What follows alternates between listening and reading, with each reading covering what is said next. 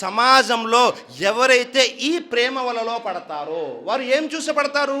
దాదాపుగా ఎక్కువ శాతం మంది బాహ్యంగా అందం చూసే పడతారు. అందమే, ఇంకా ఏమీ ఉండదు. దైవప్రవక్త ముహమ్మద్ సల్లల్లాహు అలైహి వసల్లం తెలియజేశారు, ప్రపంచంలో ఎక్కడ వివాహం జరిగినా 4 విషయాలు చూస్తుంటారు. అదేమిటి? లిమాలిహి వలి హస్బిహి వలి జమాలిహి వలి దీనిహి. ఈ 4 విషయాలు చూస్తుంటారు. మొట్టమొదటిది ఏమిటి? లి జమాలిహి, అందం చూస్తుంటారు. అందం చూసి నేను వివాహం చేసుకునే అమ్మాయి కానీ అబ్బాయి కానీ బాగా అందం ఉండాలి అనుకుంటుంటారు.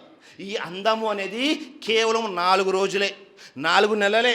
ఆ తర్వాత దాని మీద పూర్తిగా వ్యామోహం పోతుంది. కాబట్టి మనం అందాన్ని చూసి, ముఖాలని చూసి కాదు, వారి యొక్క సీరత్, వ్యక్తిత్వాన్ని చూసి వివాహాలు ఎంపిక చేసుకోవాలి. ఒకవేళ అలా కాదు అని ఇలా చేసుకున్నాం అనుకోండి, సమాజంలో ఒక్కసారి పరిశీలన చేయండి.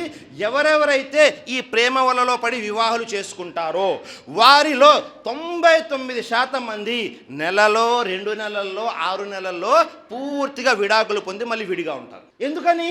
జీవితంలో మనము సర్దుకొని ముందుకు వెళదాము అన్న ఆలోచనే రాదు. ఎవరికి వారు నా ఇష్టం వచ్చినట్టు నేను ఉంటాను అనే ఆలోచనలు ఉంటారు.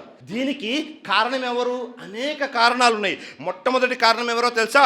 సమాజంలో చూస్తున్నటువంటి సినిమాల ప్రభావము మన మీద, మన సమాజం మీద చాలా ఎక్కువగా ఉంది. ఈ సినిమాల ప్రభావం ఎంత ఎక్కువగా ఉందంటే, మీరు ప్రపంచంలో ఏ సినిమా అయినా తీసుకోండి, అది భారతదేశందైనా బయటదైనా, ఎక్కడైనా చూపించేది ఏమిటి?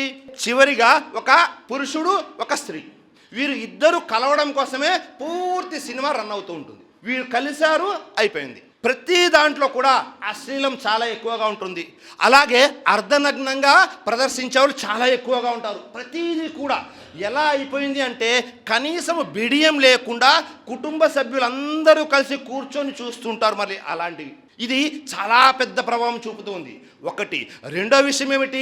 మనం చూస్తున్నటువంటి ఈ మీడియా ఏదైతే ఉందో, అది ఎలక్ట్రానిక్ మీడియా అయినా, ప్రింట్ మీడియా అయినా, న్యూస్ ఛానల్స్ అయినా, ఏదైనా సరే పరిశీలన చేయండి. మనము ఒక సబ్బు బిళ్ళ కొనాలి అన్నా, గుండు సూది కొనాలి అన్నా, లేకపోతే ఇంకేమి కొనాలి అన్నా, స్త్రీని అర్ధనగ్నంగా చూపించకుండా ఏదైనా అమ్ముడవుతుందా?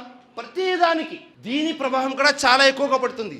అలాగే మన యొక్క పాఠశాలలు, విద్యా సంస్థలు, అల్లాహు అక్బర్, ఈ విద్యా సంస్థలు ఎలా తయారయ్యాయి అంటే, అవి స్కూళ్ళైనా, కాలేజీలైనా, యూనివర్సిటీలైనా ఈ ప్రేమించుకోవడానికి అడ్డాల్లాగా తయారైపోయాయి. మన పిల్లలు స్కూళ్ళకి వెళ్ళి, కాలేజీలకు వెళ్ళి ఏ పాఠ్యపుస్తకం చదివినా చదవకపోయినా, ఏ పాఠం చదివినా చదవకపోయినా ప్రేమ అనే పాఠం చదువుకునే వస్తారు. ఒక్కసారి పరిశీలన చేయండి. సమాజంలో అందరూ కూడా దీని ప్రభావం చాలా ఎక్కువగా ఉంది.